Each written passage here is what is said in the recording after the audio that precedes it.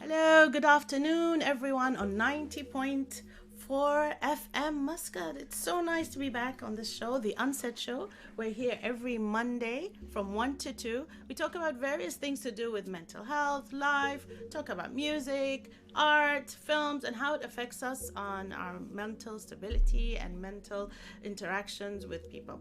Today, we're going to be talking about something quite interesting. But first of all, let me introduce you to who's in the studio with me, and we're going to start from the left. Good morning, good afternoon, sorry. The day has gone by very quickly today. It's Haisha here, your life coach. Hi everyone, this is Sahar Salmanian and I'm excited for today's episode.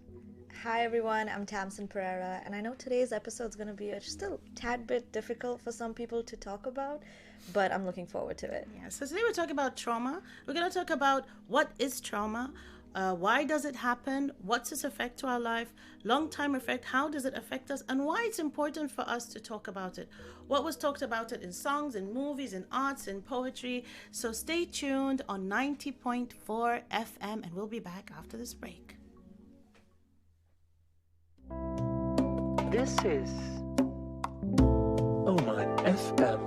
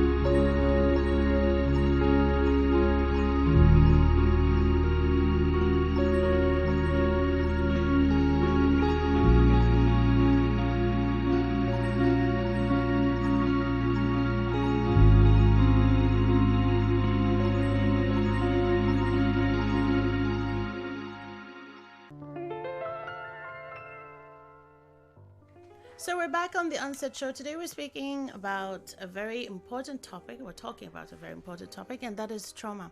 Trauma could affect around 70% of people, and that's how high it is. And with everyone, there is something traumatic might have happened in your life, in your childhood. It varies from from a person to another person, but it's always there in some form. Sometimes it's an individual kind of thing, and sometimes it's a general kind of thing, which we'll explain more about it later. That song actually indicated something, that she's still gonna fight. There's still a lot of fight in her. A lot of people actually don't talk about their trauma, and they try and deal with it again and again alone until they get to a part where they don't know what to do anymore, and then we hear very sad stories about them. But first of all, let's hear about the history of trauma. And Sahar, I know that you know a bit of that. Could you tell us a bit of it? Yeah, actually, the word trauma is a Greek word and it means wound. If we go back to the history, the first time that they realized that there is such a thing called trauma was the World War First. And then after the war, soldiers during the war and after the wars, they were showing some symptoms that at that time was not called trauma, it was called shell shock. And then they were saying that all the voices of bombardation and all the fear that they had during the war is back, even if they hear like a very small noise around them. So these recalling what has happened during the war at that time was a wake-up call for all psychologists and scientists to think about it, that when we have such a horrible or a very difficult thing happen around us, it might come back and we might have a lot of flashback. So on 1980, that was the first time APA came up with this term trauma, and then afterwards PTSD. It's very interesting because actually historically it goes way, way back to the drawings of the pharaohs and the goddess of the Greek. And at that time, even in the Stone Age actually, and how it went back to that with drawings. So you'd see a drawing of someone trying to run away, and then like an effect of the face that they're going through something. So actually it was way back, but nobody knew at the time what it was. And as time evolved, people slowly started to understand what it is. Of course, we also can receive your calls, and we'd love to hear your voices, and share with us stories, and we would love to understand how you feel about it. And it's always important for us to hear your voices. The phone number is 249-49493, and I haven't memorized it yet. I actually have a paper here in front of me. So it's 249-49493. Call us and let's discuss a bit about it. Okay, Haisha, in life, as a life coach, which we know it varies from a psychologist to therapist to a life coach. If you get someone who comes and complains about this thing, that it's making them maybe not lead their life properly, not work properly, how would you help out in that sense? Yeah, I mean, we can't really categorize trauma as one thing, can we? As you said earlier, it affects people very differently. Yes. There's small traumas, there's big traumas. We call them small T's and big T's, right? So I think it really is on an individual basis. So it really is about understanding where the trauma was originated from. Oftentimes, if it is from childhood, it can be a lot more, deeply ingrained. So obviously a lot more work needs to be done on that. Yes. If it's just like a one-time thing, which it can be, for example, like a traumatic event or something, that's more of an acute trauma, where there's not that much of exercises or tools that need to be done in order to facilitate to get better. Yes. But all in all, it is about understanding where the trauma originated, how we can deal with that on a day-to-day basis, how we can have more self-love for ourselves, more compassion for ourselves. Because I feel like when we are in a traumatic state, we kind of lose our resources, our inner resources of calm, of peace, of trying to be more collected, and we're more in our head. We're more trying to sort of like flee from the scene. We're more in flight or flight survival mode. Exactly. And being in that, obviously, we are not able to control our emotions. Our emotional regulation is gone. So it is really about calming ourselves down, understanding where the trauma was originated, and then finding tools and tips to progress through that. Okay, so we talked a bit about childhood. Can we step into that a bit, just a little bit on, for a child, because there's a whole pyramid to do with trauma for children actually, but for a child, what does he see or she see trauma as? Because they really don't understand what would it be, when they explain it. Yeah, I want to start off as by saying that I think for kids, a lot of times adults tend to dismiss children's trauma by saying, oh, like, everything's provided to you, so why would this be difficult for you, or why would you be worried about this?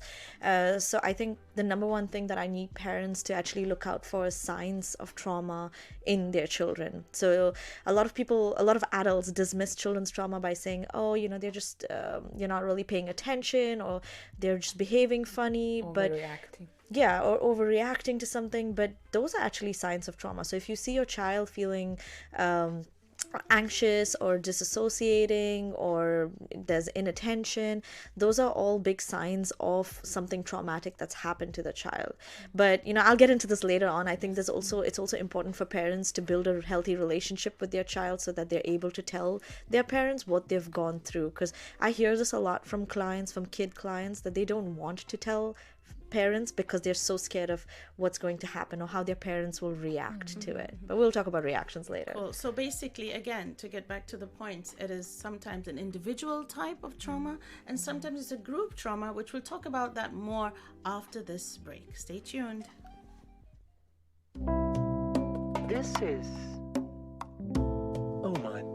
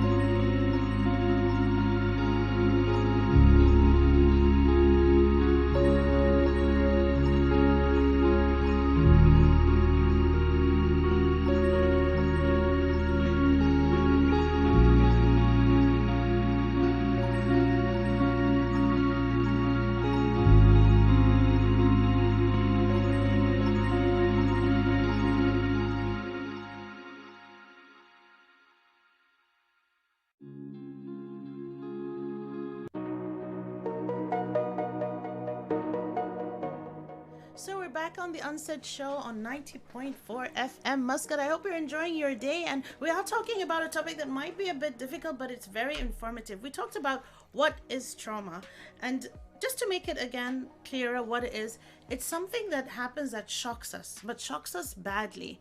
And it's not like a normal kind of effect. And of course, each one of us gets shocked in a different time. Something could be traumatic for me, but maybe not traumatic for Haisha or Sahar or Tam. So it depends on the individual, how the individual was, brought up, what was the environment, what are the things that the person went through in their life. You have different environments. If you have a child who has gone through war, for example, and a child hasn't, it doesn't mean that, this trauma would be totally different from that, or they won't feel it, but it has different aspects to it. So there's a lot of things that got to do it. When we talked about individual trauma, that's something that happens to an individual. When we talk about a group, it could be war, it could be an environment kind of thing, it could be a sickness. We all went through trauma when COVID hit us in different ways. Each one reacted to it differently, so that also is trauma. And the percentages are quite high, when we talk about trauma, and it doesn't also it's not associated with gender, so it doesn't mean men get more or women get more. It's associated with what is the storyline of this person. So if we go and jump into it again, Tam, and talk about, because we always like to start with childhood, because that is the the base of a person. So tell us more about it. Okay, I'll try and simplify it into 3 categories, just so it's a bit easier. So the biggest types of trauma I'd categorize into abuse. So under abuse, we'll have physical, emotional, sexual types of abuse. Then there's also neglect. So neglect from parents or caregivers. There's also emotional neglect. So even if your parents are present, emotionally they might actually be absent. And then the third kind is actually household dysfunction. So this could be related to Sahar's line of work as well, which is like divorces, issues between the parents, maybe abuse, abuse between the parents. Maybe the mother's gone through something violent as well. Maybe postnatal depression. There's so many different factors. So I guess trauma is such a big, heavy topic to talk about. But like you said, it ranges in so many different shapes and sizes. And so I think everyone's trauma is so valid, especially if you're a child. Exactly. And sometimes trauma happens once, and sometimes it's reoccurring. So the same traumatic experience could be happening more than once. And we'll talk about what happens later on when that happens, because then it evolves into a disorder. What about relationships, Sahar? Actually, it has so much to do with relationships, because as Tam said, imagine if we have a traumatic situation in our childhood, then we might sometimes, if it is very severe, we might be avoidant to go to a relationship, because maybe we were in a broke family and we have this misperception about marriage that I can't trust anyone. And I have so much fear in my head about people, how they're going to see me, how they're going to treat me. And even if we reach to a point that we are ready to give a chance to our relationship, we will see a lot of triggers in the relationship. And when we are in a relationship, because we are living on a daily basis with each other, we interact with each other every day, it's very important how we react to each other's trigger. So my suggestion to couples is to learn about each other's triggers, because it's not necessarily about you. When you know that maybe it's rooted in their childhood, it's rooted in their trust issue, then you can help them to understand their triggers and deal with it in a more healthier way. So what's important here, what I'm hearing, is triggers. And that's something we always look in, even in therapy. Okay, we have a caller, so let's see. Nice. Right. Okay. Hello? Hello? Hi. Hi. This is Monique. Hi, Monique. How are you? How are you doing? Very well, good, thank you. How are you guys? Good. The team hears you, to so see yeah, you tell again. us how you're doing. Good, thank you. I just missed the last thing of what you guys were saying. We're talking about triggers, about how triggers could affect us in our life if we don't know what they are. And of course, the whole subject is about trauma. Yeah. Yeah. Well, for me personally, I don't think I've had any traumatic experiences, but also, so for example, if I tell my life story, then I think the average person would say, no, that wasn't traumatic, or no. And I tend to compare myself to people who have maybe had worse trauma, or so I'm like, that's why I say I don't think I have any actual trauma. Well, can't can I speak correct to- that point? Is it okay? Yes. Okay, so trauma, you might feel it's not traumatic, but somebody else might think it is. Or you might feel it's traumatic, but people, when they hear, they're like, there's nothing wrong with it. So there isn't really a guideline on what is traumatic to a person. Each one of us, each individual is extremely different. Some people could be traumatic on just seeing a red light. But they don't know why. It could be something in your subconscious mind that happened and is connected to the red light. So it doesn't always have to be extremely something loud and horrific. It could be something small, but it affected you in a way. That's why we were talking about the individual and their personality. What about you guys? What do you think? I think that was a very good point that you mentioned, Monique. Thank you for that. Because sometimes we have dismissed traumas.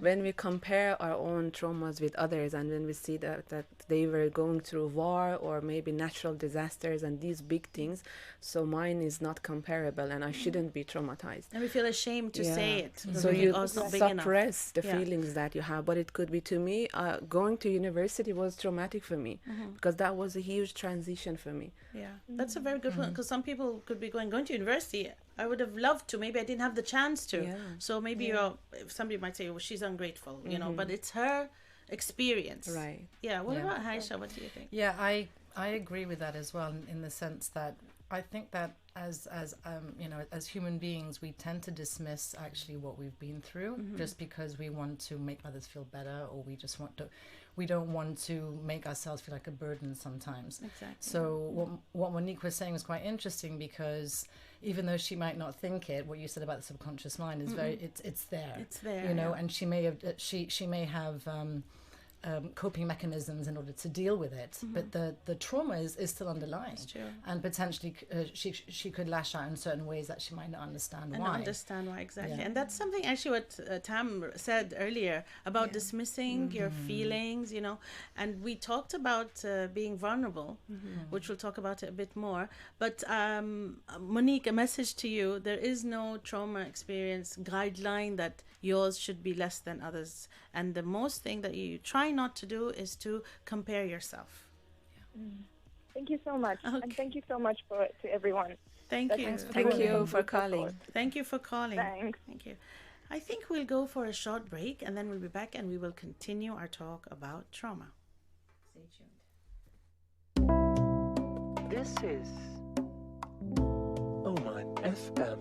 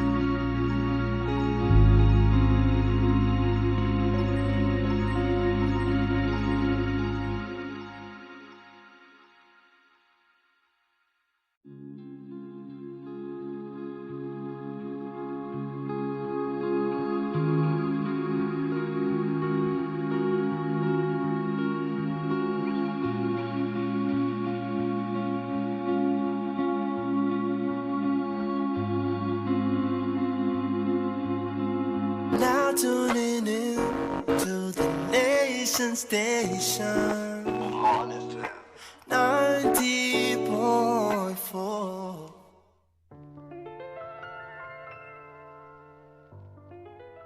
I love that. Now tuning in. I'm so happy you guys are putting on today again and again. But again, if you guys want to call us, we're talking today about trauma, and the number is 24949493. It's a very important topic, and some people maybe don't want to talk about it because they feel that it's shameful, or they feel it's not in the culture to talk about it, or maybe it'll show that I'm weak, or we should keep everything, as a secret. Do you think it's a cultural thing, Haisha?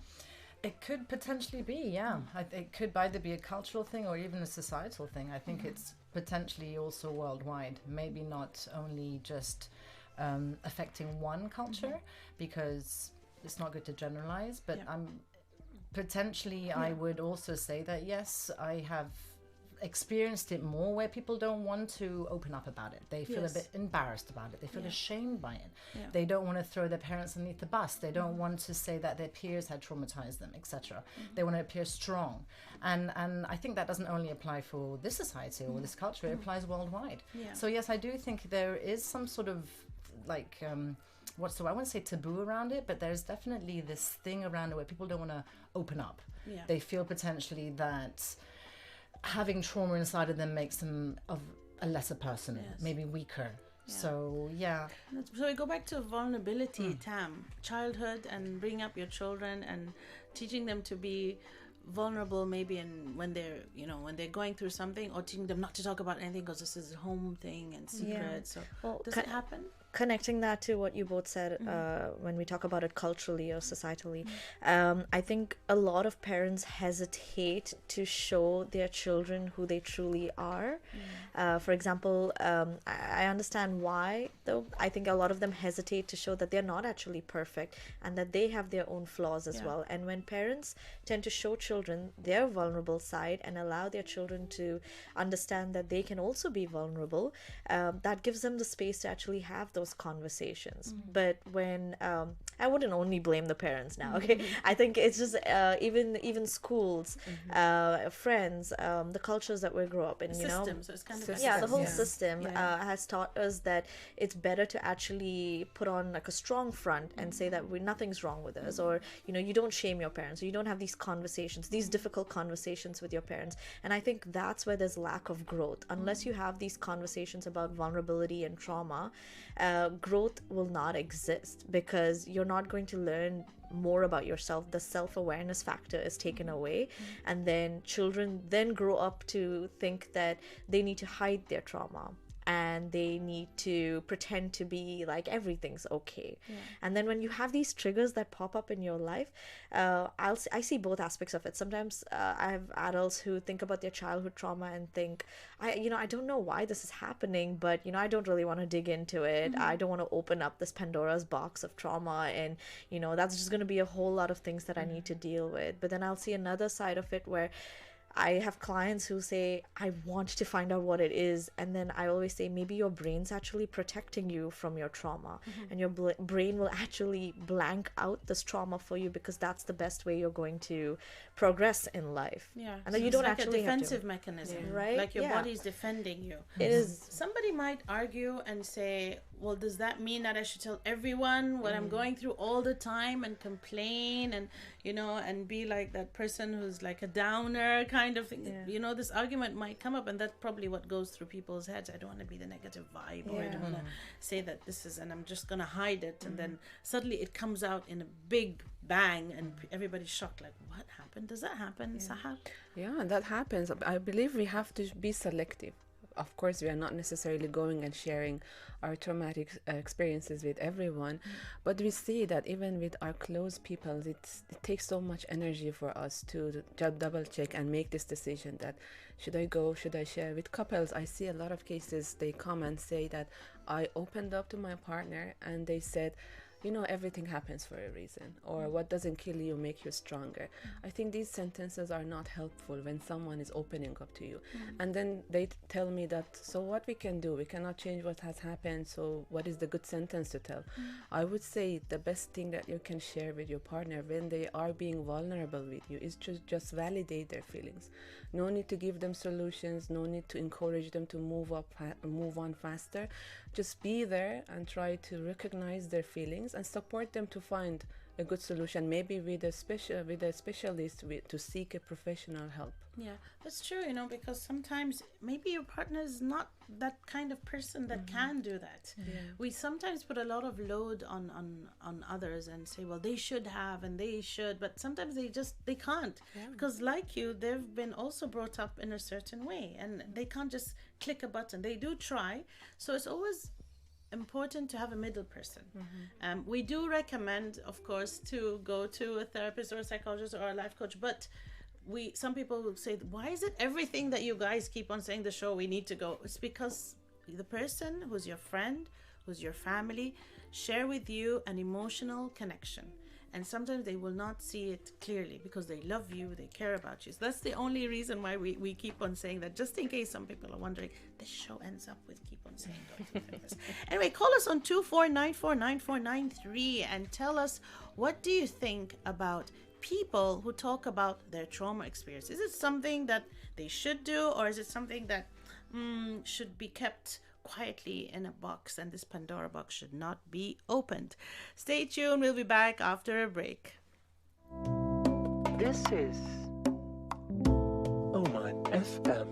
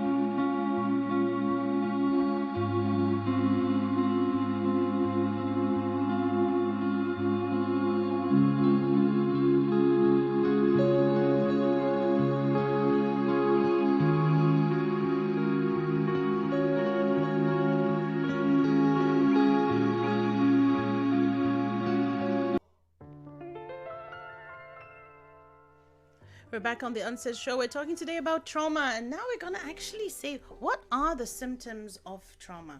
I mean, a lot of people say, okay, I get it. This is what it means. This is what it means individually and, you know, for a group. But what are actually the symptoms? Now, when the symptoms, we're going to talk about them now more, but actually when they really become a lot and reoccurring and you cannot cope, that is now called the PTSD, which we talked about it, I think, a few shows back. And you'll find all these episodes on FM Oman YouTube. I think now this is season 3 and we've gone over 10 episodes or more. I think more. So any information you want, guys, just go to the YouTube of Oman FM. It's on their page on their Instagram. So what would be the symptoms? Of course, the symptoms also varies from a person to another person. And what was the event that happened? Also, it depends on those symptoms. Let's say a person saw. So there's sometimes a trauma that happens when you see something happening to someone, and some other times is when it happens to you. That's also a different type of trauma. Let's say somebody got into an accident. So they were in the accident. What do you guys think the things that will happen to him? Like, what are the signs that will happen to him? So there's two kind of people. There's a person that might suppress everything, and then after years it comes out, the sign. And there's a person that immediately the signs would start. What would you guys think it is? Tam? So I just came back from vacation, but I had a bit of a scooter accident. Oh, so I'm gonna I mean, that's a good thing that we have a point. I'm sorry, it's a guys. good thing I fell. Okay, it wasn't my fault. I want to start out by saying that. But if you're in an accident, I guess the first immediate thing that would traumatize you is you're gonna think about life. Like, This is the lady bike thing, the one that you sit down. Yeah, it was a proper scooter. Yeah, I skid on the road, but I think I was really scared to ride again right after. I was scared that somebody else would hit me. Did you get hurt or anything? I did, but it's all right. okay. I'm recovering. But you know, it's hard to put yourself back in that position again, but then it's also hard to sit pillion with somebody else because I kept thinking it was going to happen again. So I started dreaming about it as well. And that's obviously just me, but I think everyone deals with it differently. And I wanted to bring up this topic is that when people think about triggers of trauma, a lot of us think of just the negative kind, but sometimes I've actually had clients use humor as a defense mechanism whenever they're triggered. So they joke about it or they laugh about it. So for example, for my scooter accident, if I joked about, you know, hitting a car or falling again, that would be my way of dealing with it, but it's still trauma. Yeah, I'm finding difficulty to see it as a positive. Because it's not a I think positive. what you're doing, you're trying to like make it. It's a defense You know, mechanism. Yeah, It's a it's defense definitely mechanism. not a Yeah, positive. definitely. Like, I'm not laughing about it because I was in pain, but I'm saying So sometimes. imagine if you did that and certain you laughed about it, individuals- and the people next to you went, yeah, it's so funny. You suddenly will feel, Yeah. wait a minute, that wasn't funny. It's It's a not as defense funny. mechanism, Yes. which is good. Yeah, and I think a lot of times people just think only of the negative stuff, but sometimes we use humor as well, and I think that's important to point out that sometimes things are not funny. It's actually trauma, and that's your defense mechanism of how you're dealing with something, because it might seem easier to laugh it off than to actually Deal with it. acknowledge that it happened to you. Yeah, and that happens, I Yeah. think, also after years. So there was a lot of things that probably we did as kids. I know personally, there's a lot of things we did as kids, as teenagers, and at the time you thought you were gonna die, and then you know you got in big trouble, and now you're just like, oh, remember when that happened, because now you're on the safety kind of side of it. Yeah. But I think your example is very important, because some people might start feeling that they can't smell if there was maybe petrol, for example, that will trigger it. The sound, bang, that will trigger. So this is all PTSD now, like something post-traumatic stress disorder. You might, the colors, maybe the color of the scooter, the colors around you, people's voices, faces of people who saw you at the time. The idea of even booking it could be a traumatic experience. The idea of even watching it on a movie and you're not even there. So there's a lot of things that might happen. Even the weather. Yeah, everything. Some people might even go, I'm not going back to that country. You know, like it really could grow. And we'll tell you later how to make it not grow, because it can grow into something extremely scary. Yeah. Sahar, what do you think? For the signs, I can divide the signs into three categories. The first one is physiological signs that you can feel the fear or the confusion at that moment through your body, and the signs are similar to panic attack when you have shortage of breath, you are sweating, you're shaking. And then we have the emotional signs, which are about the fears, all the emotions that you have at that moment, and you might have a wide range of emotions, or you might be stuck with one emotion. It differs person to person. And then the cognitive signs, like your process of thinking will be changed from that moment. Yes. For example, you might be your brain's fear center would be activated, and you will be in a protective mood for a short time or for a long time. So everything you perceive it as an attack. Yes. And that's why you use a lot of defense mechanisms to Yes. protect yourself. That's true. That's true. Aisha, what about you? Yeah, absolutely. Of course, exactly what you girls were saying. And it's interesting what you said, Tam, about having an accident in Thailand, because I had an accident in Thailand as well with a scooter. Oh, Thailand. You know, Yes. a lot of people actually, Yeah, they do. and some people have had very sad endings. Yeah. But I was driving the scooter, so it's quite interesting because you weren't driving. I Tam. was. Oh, you were driving. Okay. I'm going to Because blame the second rain. time- Okay. Did the guys because teach you how to deal? they- Is there a manual, no. or is it just they would like just take the island scooter life? and go. It's Okay. island life. Maybe that's why accidents happen. Island Oh, life. I know how to ride. Like, I've owned a scooter before. I know how to ride. I'm totally going to blame the rain. Right? Have It you was ro- not have you my rode fault. I'm it- gonna blame the road. Have you rode it here? I've ridden in different places. Like, I Have know you how rode to it ride. here? Here in Oman? Yeah. No. So you've been here for They a don't- while. But they don't have It's too scooters. hot here. I don't, it's No, like I mean, it's 'cause like it's been a- swimming. You I mean, can't it's been a forget. while since you've been on a scooter, and the rain, I'm guessing. It's like and swimming. You can't forget how to ride or drive.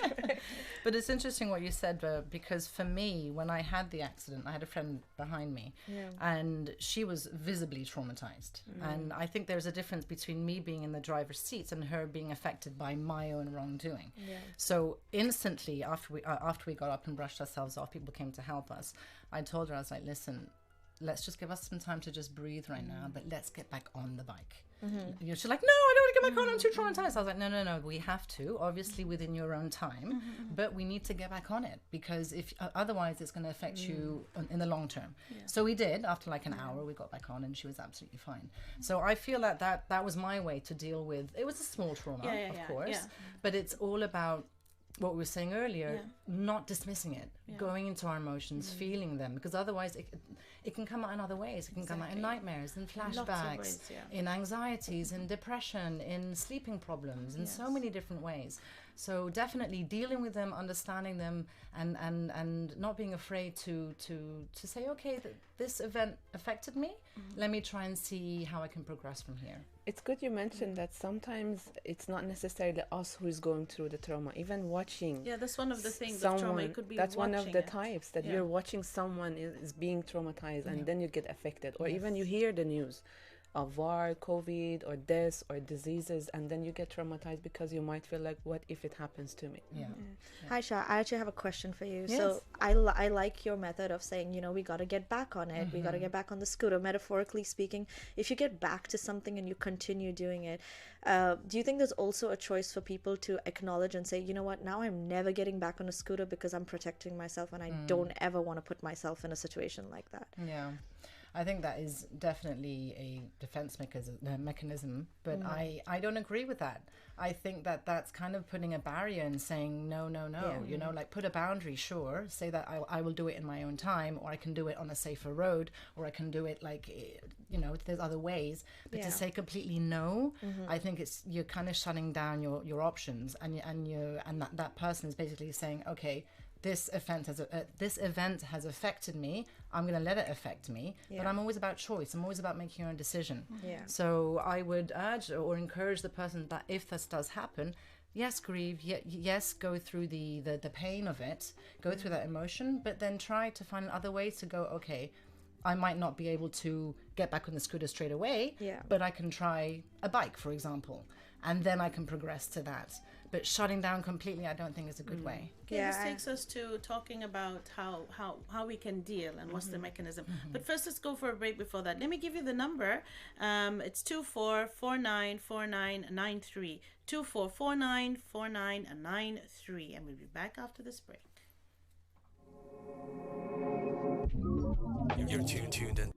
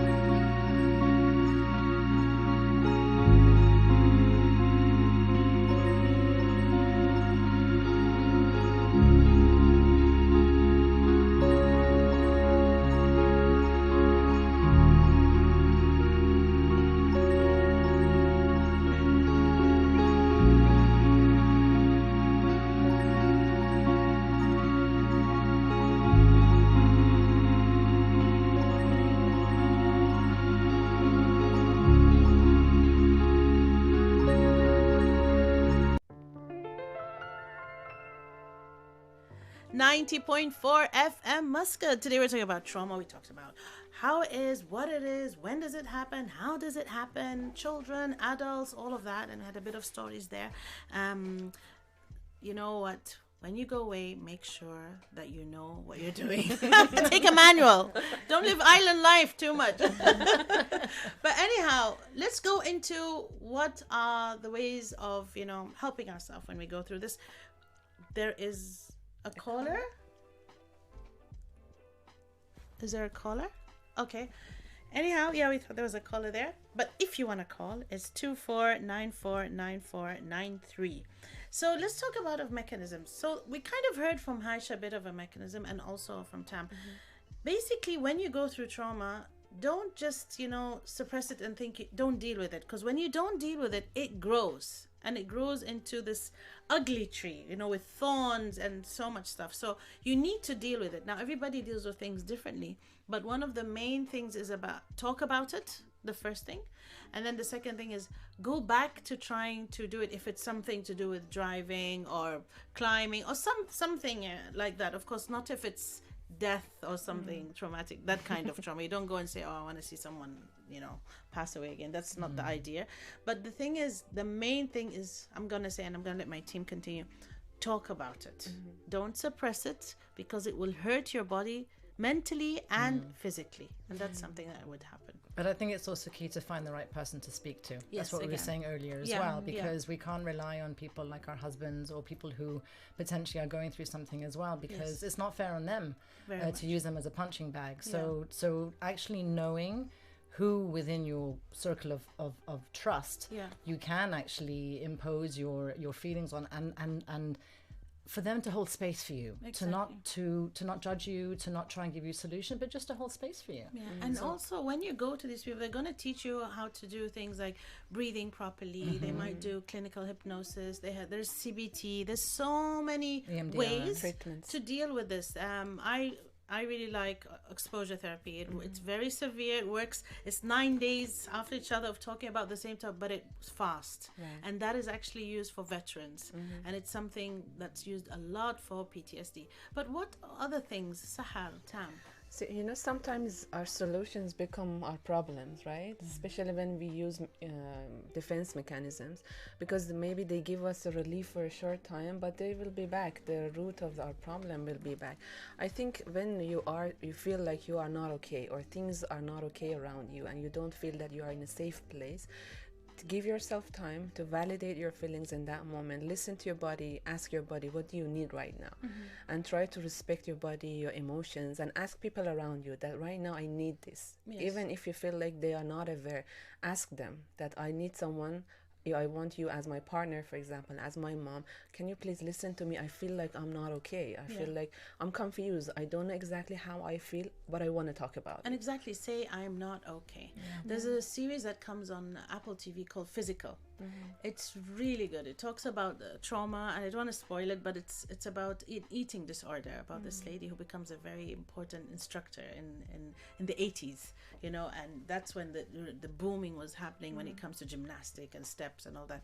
So it's called Physical, and it's on Apple TV. I really recommend it. Of course, there is Manifest as well. Tam, what do you think? I really think, since we're at the end of our show, I think the three of you really covered everything that I could have said. So I want to bring up a new perspective.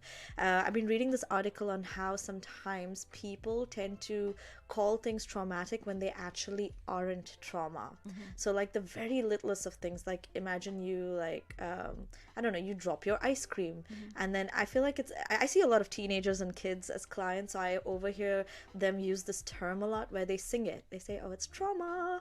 And I think it became a TikTok trend eventually, like it was hashtag trauma, when certain things were actually not traumatic. And I think in a way, when people tend to use that word so freely, it tends to dismiss people who have actually gone through traumatic issues. We were talking about this last time, remember, educating people when we use certain words like that, right?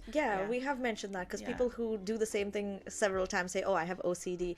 A lot of these terms get thrown about, especially with the word trauma. So my advice for anyone who's listening is, whenever you do use the word trauma, make sure that I mean, obviously validate yourself, but also don't freely use it where it's dismissing anyone else's or your own trauma as well. You know, with the I'll say it really quick, with the idea of the ice cream, if it was a real trauma, it could be because when this child was small, they got slapped or hit when they dropped the ice cream. So it depends on how the story definitely. is. Anyway, today we talked about trauma, and as much as it was heavy, we hope that we have, you know, got the message out there. The main message is talk about what's going on with you. Don't keep it inside. And one of the main messages that we always say on every show in the end is Change begins with you. Have a fantastic day.